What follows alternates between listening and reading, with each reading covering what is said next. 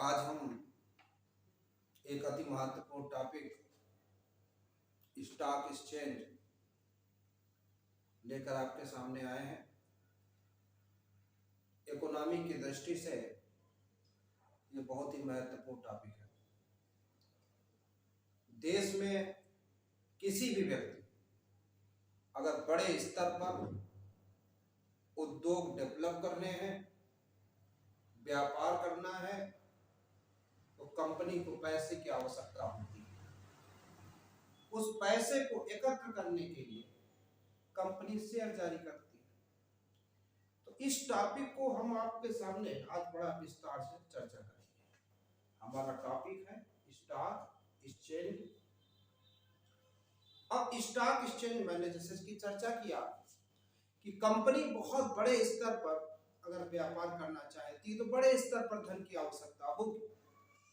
औद्योगिक विकास हेतु पूंजी एकत्रित करने का एक मुख्य स्रोत शेयर जारी करके जनता से धन प्राप्त करना होता है। इसमें जनता से धन प्राप्त किया जाता है, उतने ही शेयर जारी कर दिए जाते हैं, जनता उसको परचेज करती है और कंपनी को धन प्राप्त हो जाता है। शेयरों तथा अन्य प्रतिभूतियों, समझिएगा, शेयरों तथा अन्य प्रतिभूतियों की खरीद बिक्री का केंद्र ही स्टॉक एक्सचेंज या शेयर बाजार कहलाता है। जो शेयर बाजार है वहां पर इसकी खरीद बिक्री होती है। ऐसी कंपनी जो जनता से धन प्राप्त करना चाहती है, ऐसी कंपनी जो जनता से धन प्राप्त करना चाहती है, वह पब्लिक लिमिटेड कंपनी के रूप में जानी जाती है। किस रूप में? जो जनता से धन प्राप्त करना चाहती है वो पब्लिक लिमिटेड कंपनी के रूप में जानी जाती है। क्लियर हुआ? अब ऐसा होता है कि जो पब्लिक लिमिटेड कंपनी होती है वो फिर अपने शेयर जारी करती है। तो ये जो शेयर होते हैं वहां पर सूचीबद्ध हो जाती है पब्लिक लिमिटेड कंपनी। जो कंपनी की नियमावली, शेयरों की संख्या व उसका मूल्य यह निर्धारित करती है। इसके निर्धारण में कंपनी का मालिक और आपका जो उससे जुड़े समृद्ध लोग होते हैं वो उसमें भाग लेते हैं। भारत में पहला संगठित स्टॉक एक्सचेंज बंबई में 1875 में स्थापित किया गया था। तो कितने में स्थापित किया गया था? 1875 में पहला भारत का संगठित स्टॉक एक्सचेंज कहां पर हुआ था? बंबई में। तत्पश्चात 1894 में अहमदाबाद, इसके बाद कहां पर? ये वाला कहां पर था? बंबई में। तत्पश्चात कहां पर? अहमदाबाद में। और अहमदाबाद में कब? 1894 में स्टॉक एक्सचेंज स्थापित हुआ। बहुत ही बेहतरीन पॉइंट होते हैं इसमें। वर्तमान में भारत में 23 स्टॉक एक्सचेंज है, जिनको कि हम 3 श्रेणियों आ, बा और सा में बांट सकते हैं। क्लियर हुआ? अब हमने स्टॉक एक्सचेंज के बारे में बताया कि कंपनी कैसे इसको जारी करती है। अब है क्या? ये स्टॉक एक्सचेंज होता है, इसका एक मूल्य निर्धारण होता है, इसकी संख्या निर्धारित होती है और ये लॉन्च कर दी जाते हैं, लोग इसको सेल और परचेज करते हैं। इस पर नियंत्रण कौन करता है? तो इस पर नियंत्रण करता है स्टॉक एक्सचेंज पर सेबी, SEBI इस पर नियंत्रण करती है।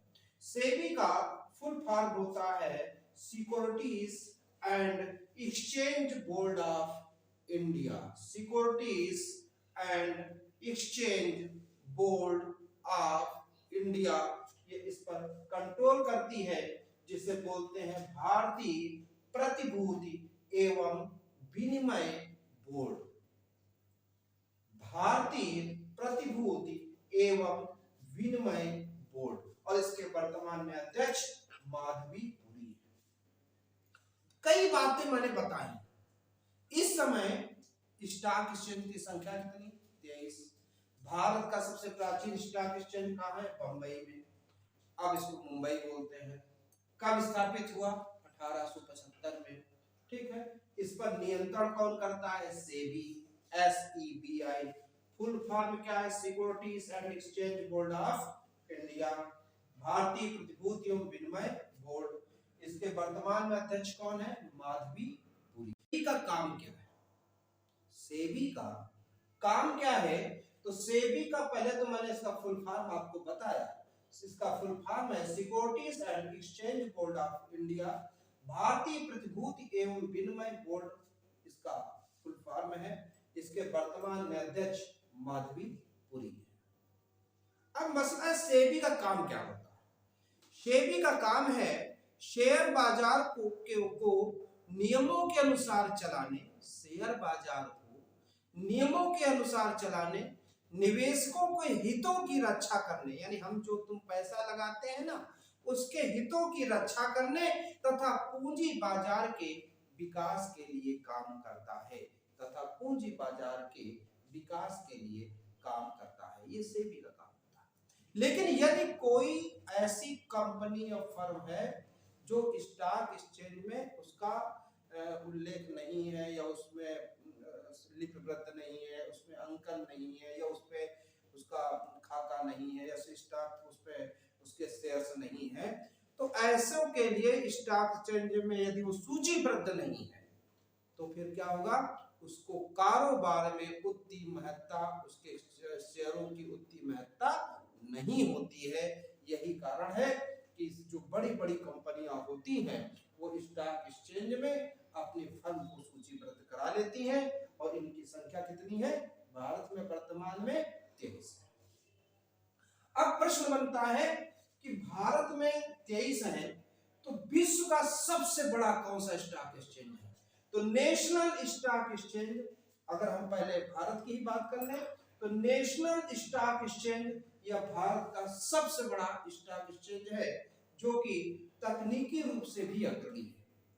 अगर क्वेश्चन आता है भारत का तकनीकी रूप से अग्रणी स्टॉक एक्सचेंज कौन सा है, तो नेशनल स्टॉक एक्सचेंज, और ये कहां है? मुंबई में। इसकी स्थापना कब हुई थी? 1992। ये विश्व का भी तीसरा सबसे बड़ा स्टॉक एक्सचेंज है। तो एक बार जरा ध्यान से रखेंगे कि हमारा स्टॉक एक्सचेंज की स्थापना कब हुई थी? 1875 में। कहां हुई? मुंबई में। जबकि भारत का जो सबसे बड़ा स्टॉक एक्सचेंज है उसकी स्थापना 1992 में हुई थी, जो कि आपका मुंबई में ही है। तो इसको क्या बोलते हैं? National stock exchange. क्लियर? अब अगला है कि अगर भारत का यह है विश्व का तीसरे नंबर का है, तो विश्व का सबसे बड़ा स्टॉक एक्सचेंज कौन सा है? तो विश्व का सबसे बड़ा स्टॉक एक्सचेंज है न्यूयॉर्क स्टॉक एक्सचेंज। विश्व का सबसे बड़ा stock exchange New York stock exchange है। अब अगर क्वेश्चन आ जाए तो भाई विश्व का सबसे पुराना स्टॉक एक्सचेंज कौन सा है?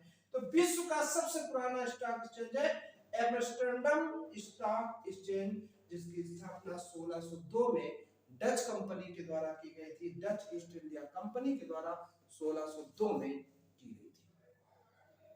क्लियर हो गया? अब क्वेश्चन आता है क्या उत्तर प्रदेश में भी कोई स्टॉक एक्सचेंज है? हाँ है। कहां? कानपुर में। उत्तर प्रदेश का stock exchange Uttar Pradesh stock exchange Kanpur में है। क्लियर हुआ सबको? तो कई इसमें महत्वपूर्ण पॉइंट आते हैं कि स्टॉक एक्सचेंज है क्या। भारत में सबसे पहले कहाँ बना? मुंबई में 1875 में। और ये इसने काम करना शुरू किया। इस स्टॉक एक्सचेंज पर नियंत्रण कौन करता है?